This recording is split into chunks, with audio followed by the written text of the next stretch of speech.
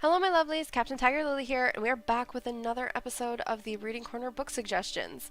Now, today, again, like with last week's videos, I am also going to be doing uh, some very kid-friendly reads. And like I said last week, it's definitely one of those where I love experiencing the books again as an adult versus as a kid or a teenager. So it's definitely something that I want to share with other people and have other people be able to explore that experience as well. So, we are starting out today with one of my all time favorite series of books and authors, and that is going to be the Seekers series by the same authors that write the Warriors books, Aaron Hunter. Now, this one, the author of the Warriors series that series is all about cats, and it kind of explores the world that cats would be seeing as wild cats working together in groups and surviving. And one of the other series that they do that I haven't actually really explored much into, it's called Survivors, and it's kind of a similar premise, but not exactly the same, but it's all about wild dogs and that kind of, mentality of what the dogs are going through. This one is a little bit different because it's not just about the whole wild animal cooperation aspect, but this one is about something that doesn't really get talked about. It's how nature is affecting this particular species. Like, we can see it from a human's perspective, but this puts it in the perspective of bears. And bears are probably in my top 5 favorite animals. It would definitely be wolves, bears, any kind of wild cat, because I just love cats. I love them as like a species of felines. I think they're amazing. And then probably after that would be elephants, because elephants are amazing. And then I just love otters. They're so cute.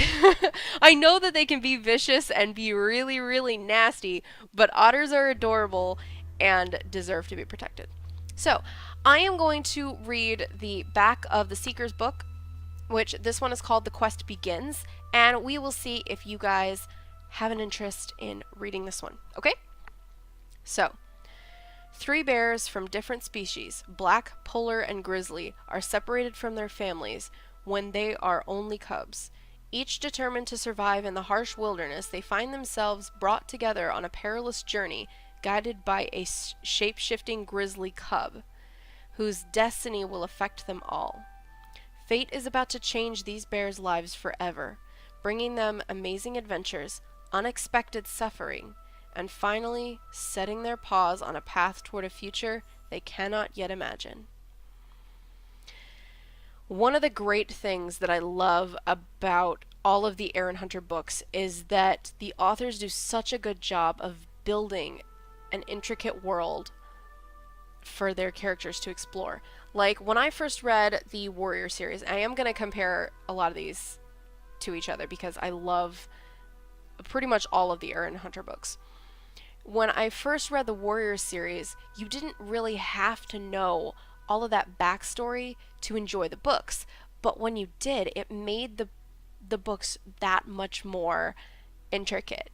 And I loved that. I loved it so much. And it gives such a depth and vast feeling to the series as a whole, knowing that not only are the Survivors, Warriors, and Seekers books all technically connected, but that all of their lore ties into each other in really subtle ways, and I love that so much. Now, one of the things I loved about this is the Warriors books usually take place in the perspective of one character, sometimes 2. In the later books, they did divide into 2 or 3 characters at a time, but these start off in 3 different characters' points of view. So you start off with Calic. I'm trying to find all their names in here. Lusa And then, where is the other one? There is one more. Toklo. And those are the three main bears in the story. And the way that it switches back and forth between their different lives and how the different types of bears can navigate the world, I just love that description of like their lifestyle and their thoughts, and I just love it. I cannot gush enough about how much I love it. So I will leave a link down in the description for you guys to go check out The Quest Begins, and trust me, it's definitely well worth the read. Okay? So definitely check out the Seeker series. Now, the next book is very much an older book, and gosh, this one was actually suggested to me, and you know who you are, for me to talk about this book on here, and I had not read this book in years, so I went back and read it again, and this actually got a pretty decent movie treatment. It wasn't perfect, obviously, but I feel like a lot of the older book to movie adaptations are a lot better than some of them now. Like, we're not going to go into The Hobbit. I've been down that tangent before. So this one is Holes by Louis Sachar. And I actually hadn't read the book before I saw the movie. So when the movie came out, I went out, and after I heard that it had a book, I was like, oh, well, I'm not going to, just have the movie be the only thing I know. So I went out and found the book. And I was surprised at how surprisingly similar and different the book and the movie were at the same time. So I'm going to read the back, and if you guys haven't read this, we'll see if you guys want to read it. So, Stanley Yelnats is under a curse that began with his no-good, dirty, rotten, pig-stealing great-great-grandfather, and has since followed generations of the Yelnats family. Now Stanley has been unjustly sent to a boys' detention center, Camp Green Lake, where the boys build character by spending all day, every day, digging holes exactly 5 feet wide and 5 feet deep. There is no lake at Camp Green Lake, but there are an awful lot of holes. It doesn't take long for Stanley to realize there's more than character improvement going on at Camp Green Lake. The boys are digging holes because the warden is looking for something. But what could be buried under a dried up lake? Stanley tries to dig up the truth of this inventive and darkly humorous tale of crime and punishment and redemption. Now, for those of you who have only seen the movie adaptation starring Shia LaBeouf, then there's a couple of things that were different in the books, but the one big thing that I think they changed that actually made sense to change it for the movie was Stanley as a character. Not his personality, but his physical appearance. In the book, Stanley is fairly overweight. Like, he's not humongous, but he's fairly overweight. And in the movie, it's Shia LaBeouf, skinny little, skinny.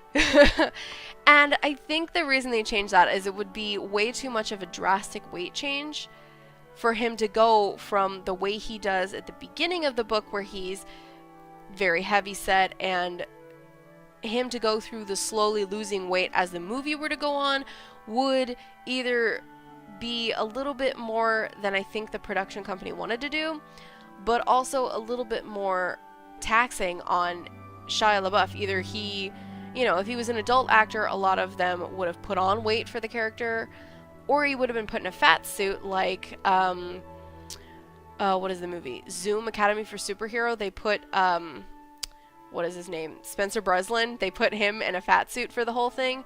And I mean, you can tell it's a fat suit, but it fits for the character. He's supposed to be really chubby. But I think changing Stanley from being overweight in the book to being really skinny in the movie doesn't change his character portrayal. It just changes that physical aspect of it. But I loved the casting for all of the characters in the movie versus the books. They were pretty fairly accurate. And I think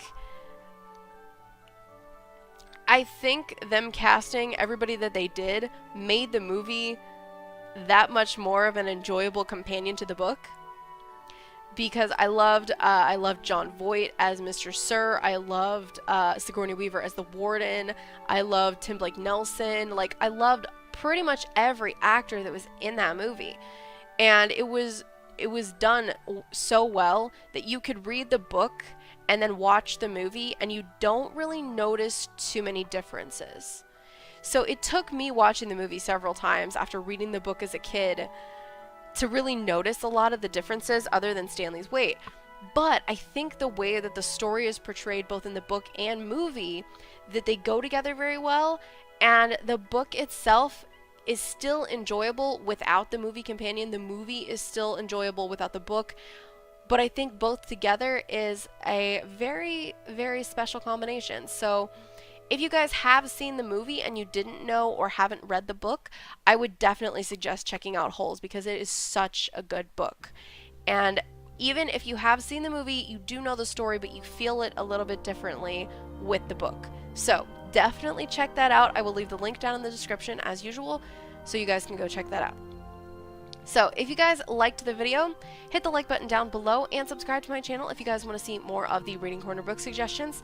And don't forget to hit the notification bell, that way you guys get notified when my new videos go live. And I will leave the playlist for the Reading Corner book suggestions right up here, and the subscribe button right here, so you guys can click on that a little bit easier. Either that or the big red button down below. You know, that thing. So, that being said, this is Captain TigerLily, and I will see you guys in the next episode. Bye, my lovelies!